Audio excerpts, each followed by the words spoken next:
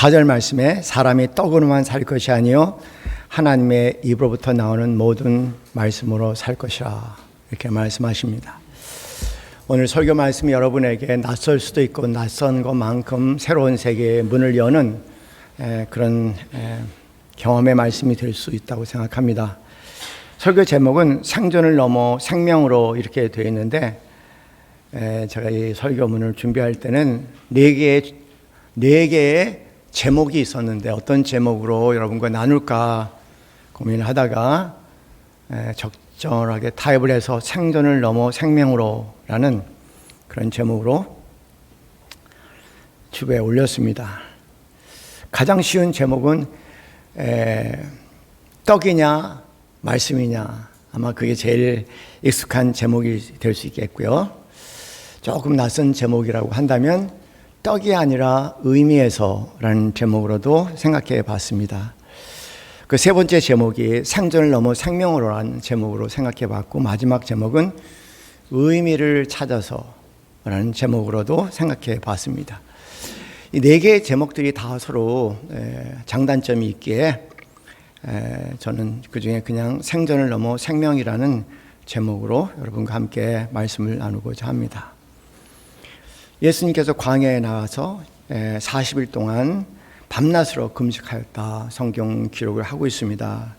그 약점을 알고 시험하는 자가 예수께 와서 하나님의 아들이거든 명하여 이 돌들로 떡덩이가 되게 하라 말합니다. 이 말에 대해서 예수님께서 기록되어 있으되 라고 말씀하시면서 사람이 떡으로만 살 것이 아니요 오직 하나님의 입으로부터 나오는 모든 말씀으로 살 것이라고 응답을 하시죠. 근데 이 말씀을 잘 이해를 하려면 신명기 8장을 봐야 됩니다. 이 말씀이 뚝 떨어진 말씀이 아니라 신명기 8장 3절 말씀을 인용한 말씀이에요. 동시에 신명기 8장 3절 말씀을 배경으로 한 말씀입니다. 그래서 이 말씀을 잘 이해를 하려면 신명기 8장 3절 말씀을 살펴봐야 됩니다. 근데 신명기 8장 3절 말씀에 이렇게 기록이 되어 있습니다. 너를 낮추시며 너를 줄이게 하시며 또 너도 알지 못하며 내 조상들도 알지 못하던 만나를 내게 먹이신 것은 사람이 떡으로만 사는 것이 아니요 여호와의 입에서 나오는 모든 말씀으로 사는 줄을 내가 알게 하려 하시라 이렇게 말씀을 하시죠. 그런 면에서 여기 떡이라는 단어는 만나를 이야기합니다. 그래서 떡을 생각할 때 여러분 만나를 연상하시고 만나를 통해서 떡의 의미를 좀 더 깊이 새겨보실 수 있습니다. 우리 이 사건, 이 만나의 사건은 출애굽기 16장에 등장합니다. 이 만나의 사건을 생각해 볼 때 두 부류의 사람이 있어요. 만나만 생각하시는 분이 있고 또 만나의 사건을 읽으면서 만나의 의미를 찾는 분이 계세요. 둘은 하늘과 땅 차이입니다. 만나에 고정되어 있는 만나의 의미가 고정되어 있다면 땅에 대한 얘기고요. 만나의 의미를 찾기 시작하면은 하늘에 대한 이야기일 수 있습니다. 아주 낯선 용어를 하나 소개할게요. 저는 이 두 단어를 이해하는데 우리 삶 전체가 달려있다고 생각할 정도로 중요하게 생각한 두 단어가 있습니다. 하나는 환유라는 것이 있고 은유라는 것이 있습니다. 아마 학교 다닐 때 은유도 배웠고 환유도 배우셨을 거예요. 중학교 정도 나오면 다 은유, 환유를 배웠습니다. 당연히 고등학교 나오면 더 많이 배웠겠죠. 삶에는 이런 두 가지 태도 또는 두 가지 사고 체계를 가지고 있을 수 있는데 이 환유적 사고 체계를 가질 수 있겠고요. 또는 환유적 태도라고 얘기할 수 있겠죠. 삶에 대한 것이. 또 하나는 은유적 사고 체계와 은유적 태도를 가질 수 있습니다. 둘 차이는 어려운 단어 같지만 우리의 일상을 비교해보면 금방 알 수 있습니다. 저는 이제 산을 자주 다닙니다. 좀 저녁 시간이 되면은 이런 여름같이 더울 때는 이제 산 가기보다는 이제 데크 산에 만드는 데크를 주로 많이 다닙니다. 어쨌든 산을 다니든 산에 데크를 다니든 이렇게 이제 산책을 하게 될 때 가끔가다가 이제 제가 다니는 산책 코스가 있는데 이렇게 산책 코스를 가다 보면은 소나무가 보여요. 네, 소나무인데 아주 굵직한 소나무죠. 근데 이제 그 굵직한 소나무 정도가 아니라 아주 붉은 소나무예요. 그 붉은 소나무를 뭐라고 얘기하나요? 적송이라고 얘기합니다. 제 은사 되시는 분이 적송을 되게 좋아하세요. 적송으로 얘기를 하시는데, 적송으로 궁전을 기둥을 짓고 적송을 말린 것으로 지금 빛의 전당이라는 것도 짓고 막 얘기를 하면서 적송이 얼마나 비싼 줄 알아? 라고 얘기하십니다. 제가 찾아봤더니 적송 한 그루가 보통 1,000만 원에서 2,000만 원, 많은 건 5천만 원짜리 한 그루에 적송이 있더라고요. 근데 제가 산책길을 가다가 보면 적송이 보여요. 야, 저거 꽤 비싸겠다. 아이고, 저거 우리 집 정원에 있으면 참 좋겠다. 저거 팔아먹으면은 1,000만 원, 2,000만 원, 4,000만 원, 5,000만 원을 받을 수 있겠다. 어느 날 우리 작은 아들하고 무슨 얘기를 하는데, 자기 친구 할아버지가 그 소나무만 이렇게 키우시는 분이 계세요. 거기에 뭐 한 50년 키셨으니까 50년 된 적송나무가 있다는 얘기를 합니다. 그러면서 자기 친구가 우리 할아버지 되게 부자야. 그런데 그 소나무 밭을 자기한테 다 주겠다고 약속하셨대요. 그러면서 그 가치를 얘기하는데 우리 아들이 입이 떡 벌어졌어요. 그래서 굉장히 절친이거든. 야, 그 중에 나무 한 그루만 줘. 그렇게 했더니, 그래, 내가 한 그루 줄게. 거기에 우리 아들은 굉장히 마음에 안심을 취한 것 같아요. 그래서 적송을 준대, 이렇게 얘기를 해요. 여러분, 그런 사고방식을 환유적 사고방식이라고 얘기합니다. 현대인들이 대부분 그렇게 살아요. 사람을 봐도 그렇고, 물건을 봐도 그렇고, 무엇을 봐도 그렇고, 자기 생존에 유리한 것에 가치를 부여하는 삶을 살죠. 그런 것들을 환유적 사고라고 얘기하는데, 현대들은 거의 대부분 99%가 이런 환유적 사고 체계와 태도를 가지고 살지 않나, 그렇게 현대 문화의 사람들이 자라지 않나 생각하게 됩니다. 그런데 제가 또 다른 세계를 경험할 때가 있어요. 같은 데크를 걷고 산을 걷는데, 이 데크 같은 경우에는 제가 산을 걸을 때는 돌뿌리들이 많아서 땅을 보고 걸어야 돼요. 그래서 재미가 없어, 별로. 그래서 이제 그럴 때는 데크를 걷는데, 데크에 따라 한참 걷게 되는데, 데크는 안전하잖아요. 바닥이 돌뿌리가 없어요. 그래서 이제 그냥 고개를 들고 가슴을 활짝 열고 이제 데크를 걷는 거예요. 이렇게 걷면은 나무들이 당연히 눈에 띄죠. 나무들이 보고, 높은 큰 나무도 위까지 바라보면서 걸을 수가 있어요. 그 높은 나무를 보면은 그 높은 나무 끝에 뭐가 있을까요? 하늘이 당연히 있잖아요. 그래서 이제 하늘을 보게 되는 거예요. 그럴 때 높은 나무들이 이렇게 가지를 하늘을 쫙 펼치고, 그리고 하늘을 만나서 하늘의 공급을 받으면서 하늘의 돌보심을 받아서 어떤 인간도 키워낼 수 없는 위대한 나무들과 숲을 키우는 것을 볼 때마다, 그렇구나. 그러면 저도 모르는 사이에 이런 욕심이 생겨 하늘을 향해서 뻗쳐오는 거예요. 걷는데 그냥 걷는 거 아니에요. 하늘을 향해 걷는 겁니다. 나도 공급을 받을래. 나도 하늘 보면서 살 거야. 내가 열심히 살지만 그 하나님이 주시는 것을 취해서 사는 것도 너무 아름답다는 삶을 생각하게 됩니다. 숲을 걸 때 숲과 만나게 되고, 숲이 저에게 가르쳐주는 것이 굉장히 많아요. 그래서 숲이 아니라 어떤 효용 가치로 해서 숲이 아니라 저를 계속 깨워주고 일궈주면서 영적인 사람으로 살아가는 바탕을 일궈주는 그런 역할을 하게 되죠.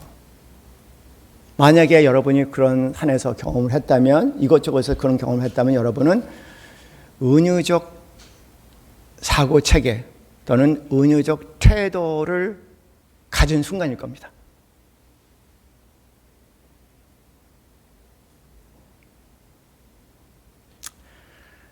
이렇게 산책을 하다 보면은 마주오는 사람들이 있어요. 마주오는 사람들을 보게 됩니다. 그 마주오는 사람들 보면서 제 기호에 따라서 싫고 좋고도 생각해 볼 수 있겠죠. 어떤 사람은 매력적이다, 어떤 사람은 매력적이지 않다. 저 사람과 사귀었으면 좋겠다. 그런 생각을 가질 수도 있겠죠. 그건 다 자기 중심적인 효용성에 근거한 사고 체계에서 나오는 거죠. 그런 것들을 환유적 사고 체계의 태도라고 얘기합니다. 그런데 제가 걸으면서 그 겉모습이 아니라 한 인간으로서 살아가는 모습을 생각해 보는 거예요. 내가 살아가는 모습이 결코 만만치 않은 것처럼 저분도 굉장히 만만치 않겠다. 네. 노인네들이 구부정하게 힘들게 걷는 모습을 보면서 참 열심히 사시고 오래 사셨다. 힘드셨겠다. 힘드시겠다. 나도 그렇겠지. 내가 어떻게 살아야 될까? 그런 생각을 합니다. 그분이 남이 아니라 제 삶에 굉장히 중요한 부분과 의미 있게 연결되는 순간들이 있어요. 만약에 그런 순간을 경험했다면 여러분 그런 순간을 나의 안에 은유적 사고 체계와 은유적 태도가 발동한 순간이라고 그렇게 생각하시면 됩니다. 그러니 은유적 사고 체계와 환유적 세계 착오를 갖고 살아가는 삶의 질이 얼마나 다를 수 있을까?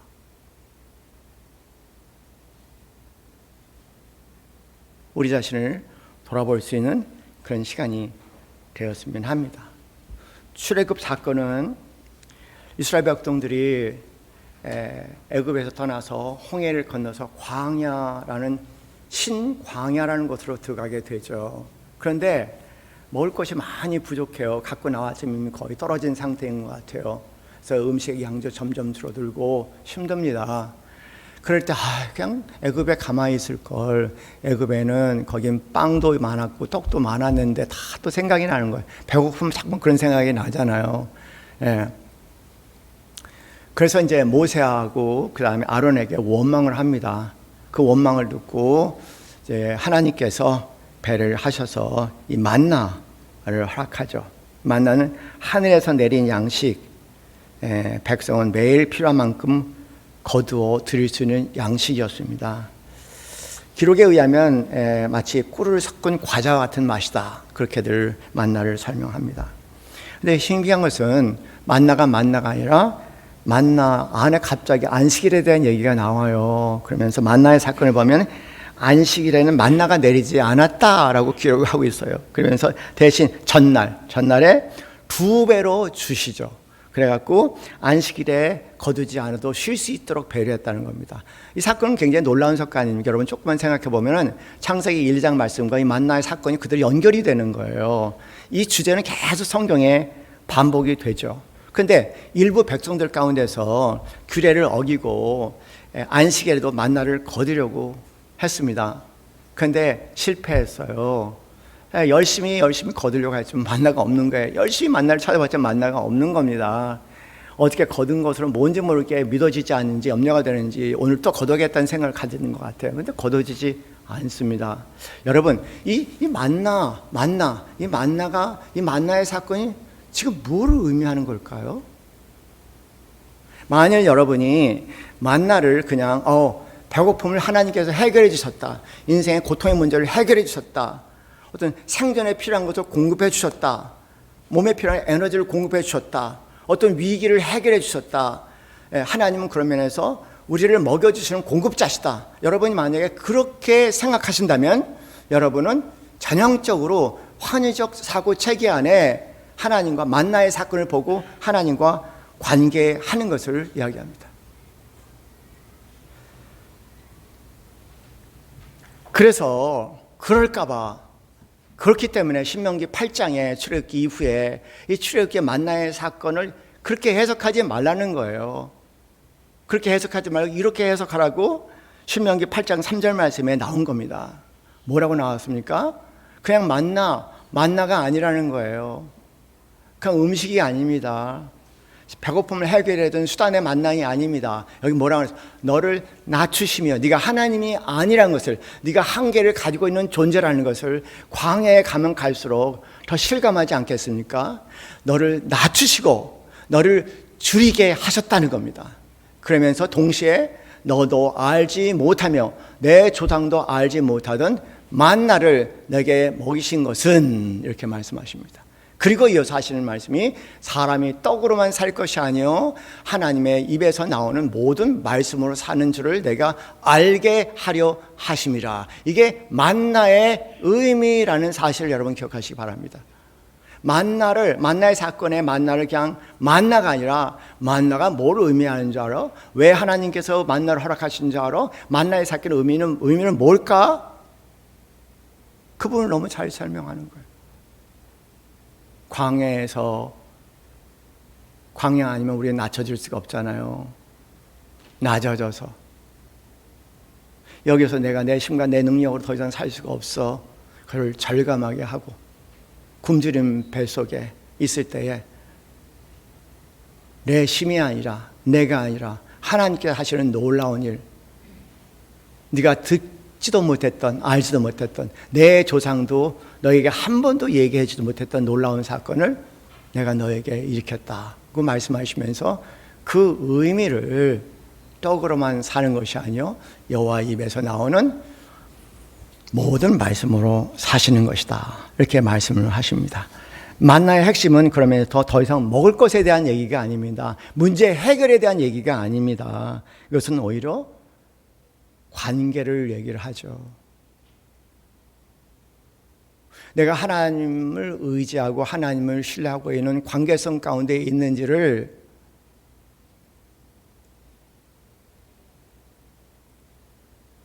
그것이 만나의 핵심입니다.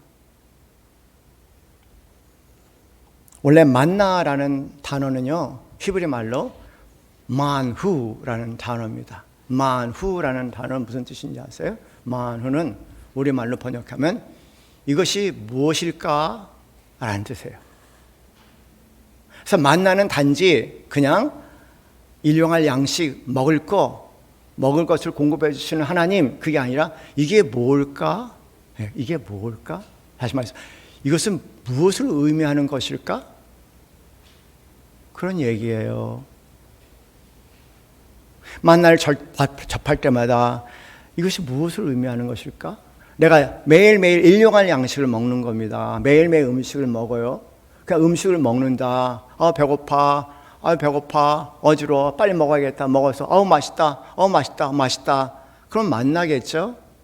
근데 내가 음식을 먹을 때마다 이것이 무엇일까? 이것이 무엇을 의미하는 것일까? 내가 걸을 때마다 걷는다가 아니라 이것이 무엇을 의미할까? 이것이 무엇일까 도대체? 내가 애쓰고 수고하는데 삶에 열매가 있어요. 열매가 아니라 이것이 무엇을 의미하는 것일까? 이것이 무엇일까? 그런 태도를 갖고 있다면 그런 태도를 은유적 태도라고 얘기를 하죠. 더욱더 줄여서 얘기하면은 사람이 떡으로만 살 것이 아니요 흙의 땅에 대한 얘기입니다. 땅의 것으로만 살 것이 아니요 하나님 입에서 나오는 말씀이라고 얘기하는 것은 또 다른 비유로 얘기하면 땅만 바라보고 집착해 사는 것이 아니라 하늘을 보고 살아라는 거예요. 우리는 물론 인간은 특이하죠. 발은 땅을 짚고 있고 머리는 들고 하늘을 볼 수가 있어요. 그런데 인간이 아닌 것은, 인간이라도 인간이 아닌 것은 맨날 땅만 보고 살아가는 사람들은 인간이 아니죠. 이미 인간성을 상실. 네발 동물은 항상 땅만 봐요. 네발 동물은 땅만 볼 수밖에 없어요. 그런데 우리는 수평을 넘어서, 네발 동물은 아무리 머리를 들어 수평 정도지만 우리 인간은 땅에 발을 들였지만 하늘을 바라볼 수 있는 직립보행이기 때문에 평행뿐만 아니라 높은 곳을 볼 수 있는 눈을 가지고 있는 존재라는 겁니다. 그래서 우리는 땅을 바라보는 환희적인 존재이면서 동시에 하늘을 바라볼 수 있는 은유적인 존재로서 우리는 환희와 은유의 혼합물입니다. 그런데 현대인들은 다 땅만 보고 사는 거예요. 빵만 보고 사는 겁니다. 빵을 통해서 하나님과 관계만 하려는 것이죠.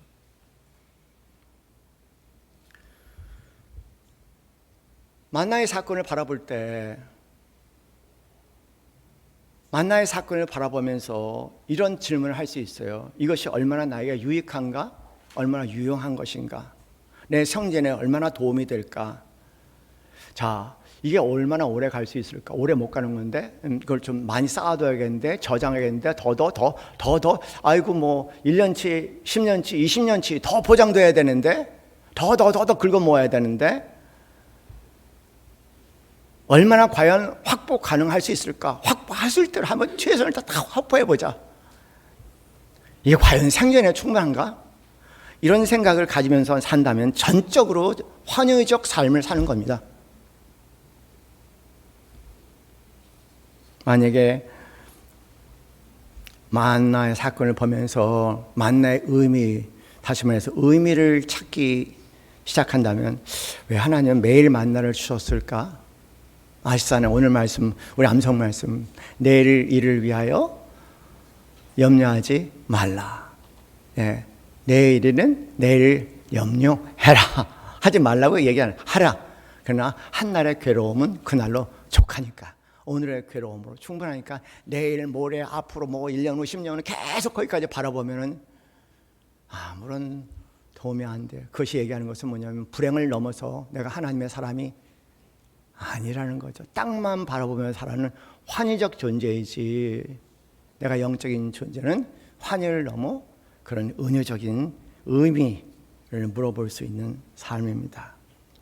만나의 본질은 빵에 대한 얘기가 아닙니다. 공급에 대한 얘기가 아니라 하나님 안에서 과연 나는 살아가고 있는가, 하나님이 나에게 얼마나 의미 있는 존재인가, 하나님과 의미 있는 관계 속에 살아가고 있는가 라는 묻는 것이 만나 사건의 본질입니다. 예수님도 전통적으로 똑같아요. 광야, 신광야, 구약에 여기에 예수님 광야, 여러분 혹시 광야 가운데 살고 계시지 않으세요? 광야 속에 있지는 않는가요? 그래요. 광야에 있지 않으면은 하나님에 대한 절박함이 생길 수 없겠죠. 광야 속에 있으면은 하나님은 나의 유일한 참 구원이라는 의식을 갖기는 굉장히 힘들 거예요. 풍요로움이 과연 풍요로움일까? 재앙일 수도 있겠죠. 잘 되는 것이 과연 잘 되는 것일까? 또 하나의 재앙의 위장일 수도 있겠죠. 중요한 것은 광야, 그 광야 속에 사신다면 오늘 주님께서 하신 말씀이 사람이 떡으로만 살 것이 아니요 말씀하십니다. 이 떡은 단순한 음식 아닙니다. 생존 체계 전체를 상징하는 겁니다. 생존에 급급해서 살게 있는 생존 체계 전체를 상징하는 것이 떡이에요. 다시 말해서 환희적 세계관, 환희적 사고와 태도를 가지고 있는 사람들의 모습을 상징하는 겁니다. 그리고 예수님께서 인간은 생존만으로 존재하지 않아요. 생존은 중요해, 부인하지 않으셨어요. 생존은 중요하지만 그것만 갖고는 안 된다고 얘기를 하십니다. 현대인들이 가지고 있는 각종 불행과 병들을 보면은 그렇게 생존 문제에 연연하지 않아도 되는 문제인데, 옛날에는 냉장고도 없고 그래갖고 오늘 다 먹어야 돼요. 근데 우리는 냉장고도 있고 또 뭐 저장 방법 여러 가지 있고, 내가 저장하지 않은 돈만 있으면 돈으로 또 필요한 것도 다 살 수가 있는데, 진화론자들은 그렇게 얘기해요. 진화적 불일치. 진화적 불일치는 뭐냐면 이미 인간이 이 땅에 생긴 지가 오래 됐는데, 원시 시대라고 얘기합시다. 원시 시대였는데 지금 문화는 여기까지 21세기까지 와 있는데 이 뇌는 아직도 원시 시대에 살고 있기 때문에 이 문화적 변화에 적응이 안 되고 변화가 안 된다는 거예요. 그래서 마치 정글에 지금 먹지 않으면, 지금 다 갖지 않으면, 지금 채우지 않으면 안 될 것 같은 불안함에 현대인들이 아직도 계속 그런 원시적인 그 회로 속에 계속 살아가고 있다는 것을 진화학자들은 진화적 불일치라고 해요. 대부분 진화적 불일치에 살아요. 어저께 우리 한 가족 기업 갔다가, 아이고 나온 김에 장로님 우리 남한산성 갑시다. 가까운데 남한산성 올라가고 가서 이제 한 5시까지 거기서 노닥거렸나요? 유 장로님 부부하고 최 장로님 부부하고 저 혼자 뭐 한참 5시 정도에 드디어 이제 군대 얘기가 나오기 시작해요. 남자애들은 군대 얘기가 나오면 곧 파장이 된다 그 얘기입니다. 그래서 이제 군대 얘기가 나오길래 이제 갈 때가 됐습니다. 그리고 일어나서 나왔어요. 그런데 얼마나 의미 있고 재미있는지 몰라요. 생산적인 건 하나도 없겠죠. 그러나 관계적인 측면에서 너무 의미가 있고 행복했어요. 현대인들은 그걸 몰라요. 모든 것이 효용성이고 모든 것이 가치가 있어야 되고 모든 것이 생산적이 되고 모든 것이 효율적이어야 돼. 와, 안 지치셨어요? 그런 삶에 징그럽지 않으세요? 아무리 갖고 남들이 부러워하는 세상에 지위를 다 갖고 물질을 가져도 역시 아무도 행복하지 않은 그런 삶이 징글징글하지 않으세요? 내가 그런 상태에 있는 건 아닌가요?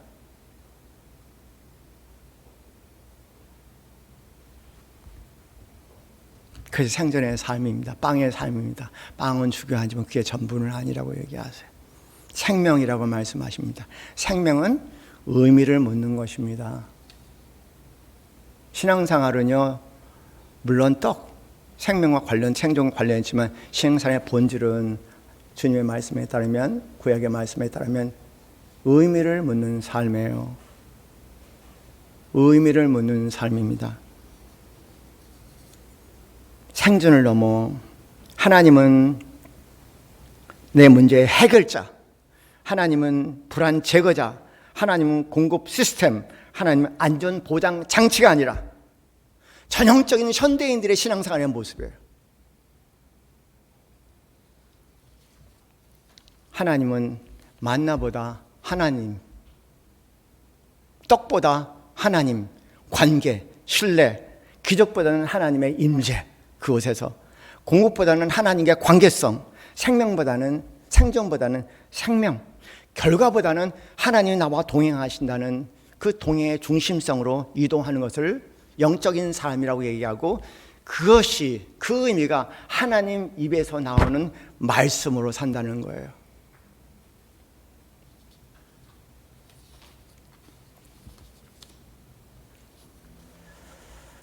주기도문을 우리가 집중하고 있습니다.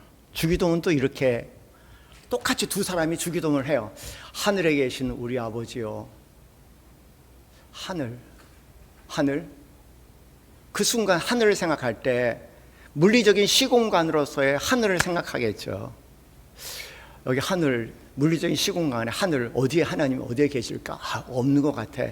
그런 생각을 환유적 사고라고 얘기합니다. 현대인들이 대부분 살아가는 모습이에요. 나는 현대인들이 예수를 믿는다는 게 잘 이해가 안 돼요. 환유적으로서 어떻게 영적인 얘기를 할 수 있고 환유적 삶에 어떻게 주님과 동행할 수 있을까? 그건 불가한 거거든요. 그런데 은유라고 생각하면은 하늘에 계신 그 의미는 뭘까? 굉장히 달라요. 일용할 양식을 하면서도, 주기도문을 하면서도 오늘 우리에게 일용할 양식을 주옵시고, 환희적으로 그것을 읽으면은 오늘 우리 먹을 것을 주시고, 여러분 그거 기도하는 거 아니잖아요. 기도할 수도 있어요. 정말 그게 없으면. 근데 우리 그거 기도하는 거, 우리 힘든 것은 먹을 것에 대한 문제가 아니잖아요. 근데 먹을 것을 주시고 그럼 의미가 없을 거예요. 있으니까. 그러나 은유적으로 만약에 여러분이 오늘 일용할 양식을 주옵시고 라고 기도한다면 의미를 얘기하죠. 아, 오늘 내가 먹고 또 하루를 시작하는 것도 다 하나님께서 허락하시는 거구나. 하나님의 공급이구나. 아, 감사하죠.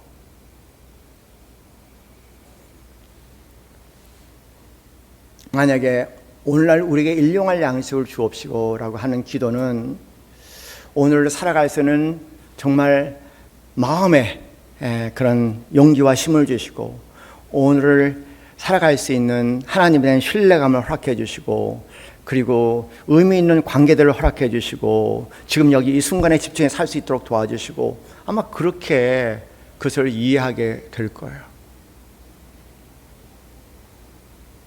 어느 분이 아침에 일어나서 저와 함께 나누는 분 가운데 그런 메시지를 저한테 보내줬다고. 오늘 좀 오래 고생했는데 아침에 일어날 때 일어나면은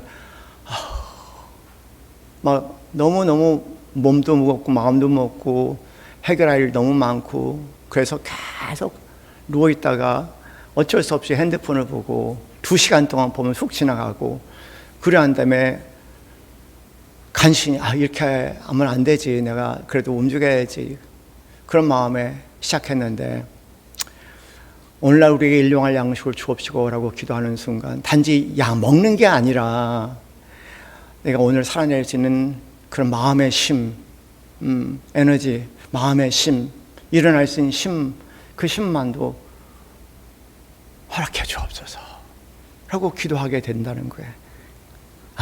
그래서 제가 드디어 은유로 전환되기 시작하시네요. 그럴 때가 있어요. 제가 사랑하는 가족이에요. 배우자일 수도 있고 자녀일 수도 있고, 내가 사랑해, 정말요. 정말 사랑합니다. 근데 사랑하는 아내하고 사랑하는 자녀들이 있는데 제가 이럴 수가 있는 거예요. 왜 그렇게 이렇게 하란 말이야. 굉장히 거칠게 대하는 거예요. 마음에 상처를 주는 거야. 그런데 제가 제 말과 행동에 은혜적 태도를 가져봤어요. 다시 말해서 의미를 부여하기 위해서, 내가 왜 이렇게 말을 하지? 내가 왜 이렇게 행동을 하지? 내가 사랑하는 사람들인데, 나에게 가장 의미 있는 사람들인데 왜 내가 이렇게 말과 거칠게 말을 하고 거친 행동을 하지? 이것의 의미는 뭘까라고 은혜적 사고를 가지고 묻기 시작했어요. 그랬더니 이렇더라고요. 네 뜻대로 안 돼서 그런 거지 뭐. 네 뜻대로, 네 생각대로 되지 않아서 상대를 네 뜻대로, 네 생각대로 통제하려고 하는 거지 뭐. 하나님은 없지 않냐? 거기 어디 하나님이 있냐? 네가 하나님이지. 너 한번 당해봐라. 그리고 가만히 있어 보니까 또 상대가 저를 또 비참하게 만드는 거예요. 당했어요. 그렇구나. 이것이 그런 의미를 가지고 있는 거구나.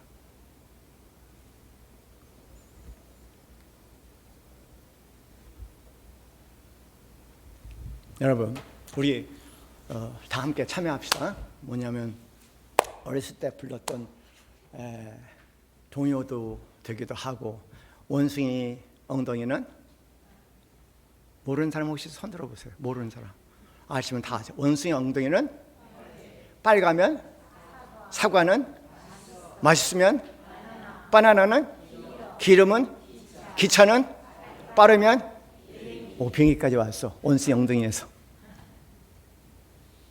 그런데 이렇게 생각해 보셨어요? 빨간 게 꼭 사과일까? 빨간 게 꼭 사과예요?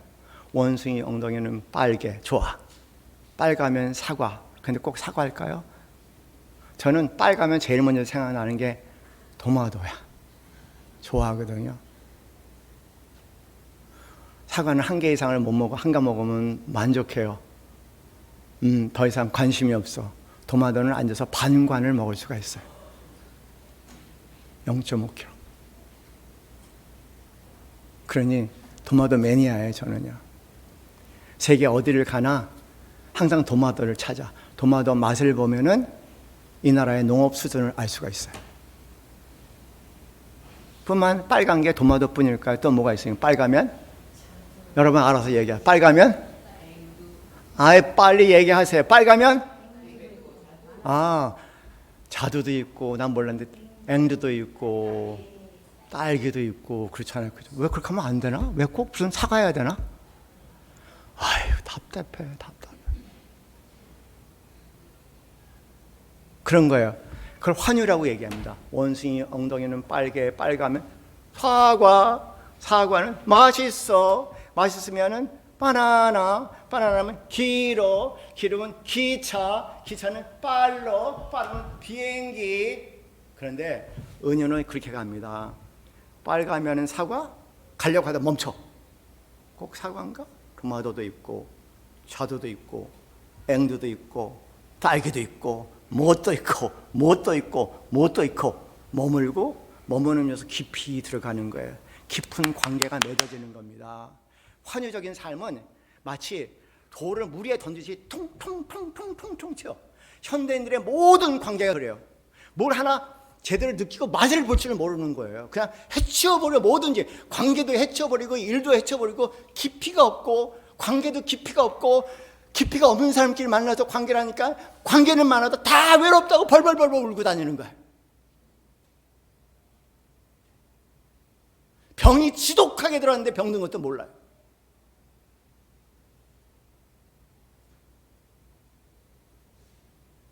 하나님 보시면 차마 인간 말을 징그럽다고 얘기하실지도 몰라요. 이렇게 징그러운 인간들이 되냐.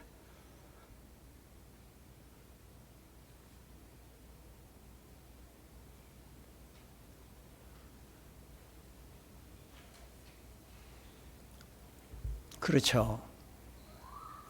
예수님이 하나님 위에서 나오는 말씀이라고 얘기한 것은 생명에 대한 얘기입니다. 생존에 대한 얘기가. 생존은 중요하지만 그러나 생명이 없는 생존은 말 그대로 사망입니다. 가지고 있는 것, 가지고 있는 관계, 가지고 있는 물질에, 그런 내 말과 행동에 하나님 말씀을 접할 때마다 의미를 물으면서 더 깊이 모든 관계 속에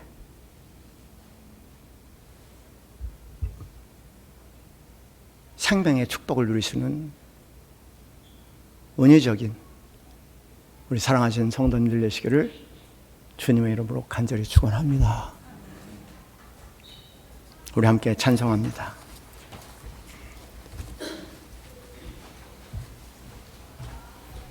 204장 찬송입니다.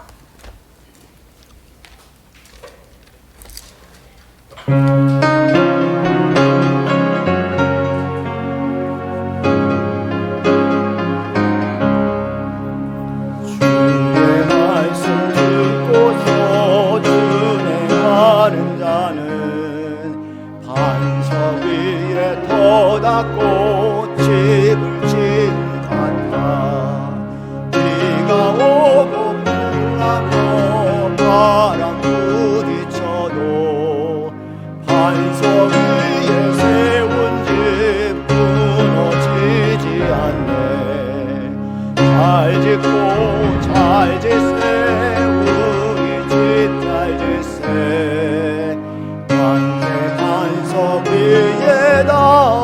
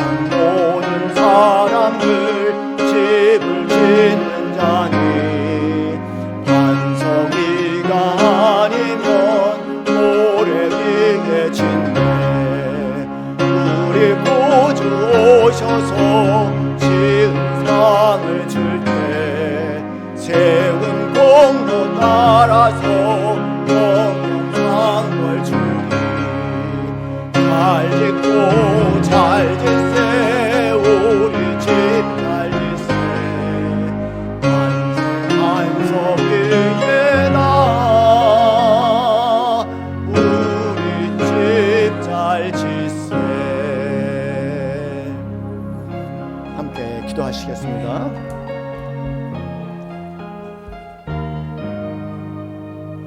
이 시간 우리 자신을 돌아볼 수 있는 시간 되길 바랍니다.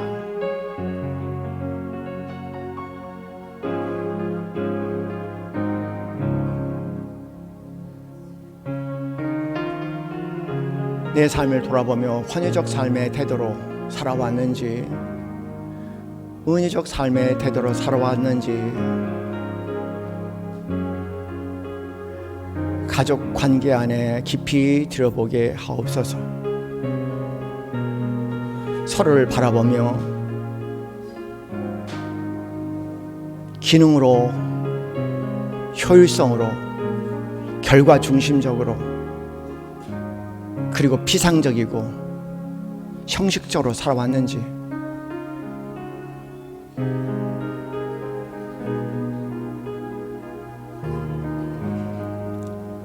그 마음속에 깊이 들어가 관계 안에서 깊은 만남을 통해, 깊은 관계를 통해, 함께 웃고 함께 우는 관계를 통해 서로가 서로에게 의미 있는 삶을 살아왔는지 돌아보게 하옵소서. 나의 말과 행동, 나의 성격 드러남, 나의 습관도 돌아보게 하시고, 그것이 환유가 가져오는 불행이었는지 아니면 은유적인 삶이었는지를 판단할 수 있는 성령의 도우심을 허락하여 주옵소서.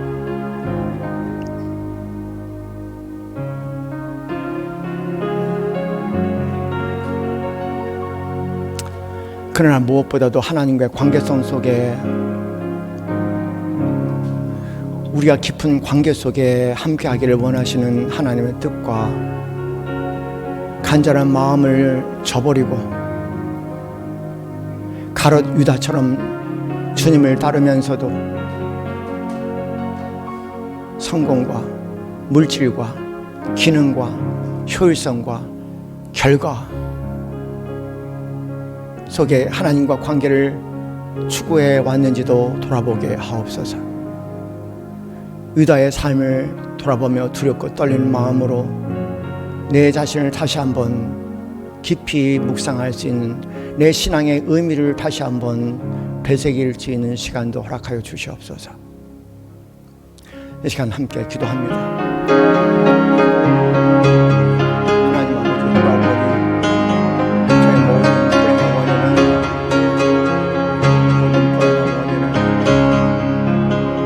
세상의 환희적인 사고에 물들어 생긴 병이었으며,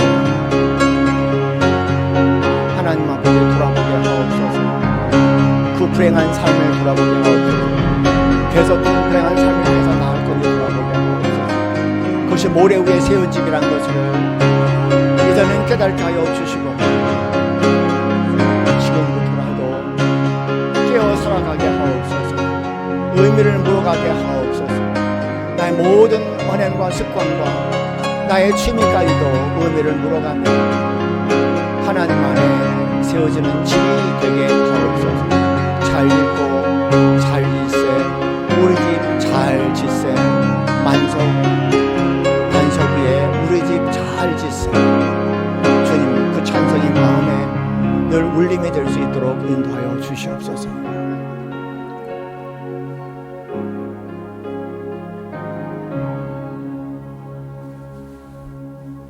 이제는 우리 주 예수 그리스도의 그 크신 은혜와 하나님 아버지의 지극하신 사랑과 성령님의 교감하심이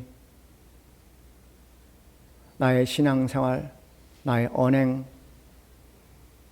나의 습관까지 되돌아보며 그 의미를 묻는 생명의 삶의 길로 나가기 소원하는 이 자리에 사랑하는 모든 성도들 머리 위에 지금부터 영원까지 함께 있기를 간절히 축원하옵나이다. 아멘.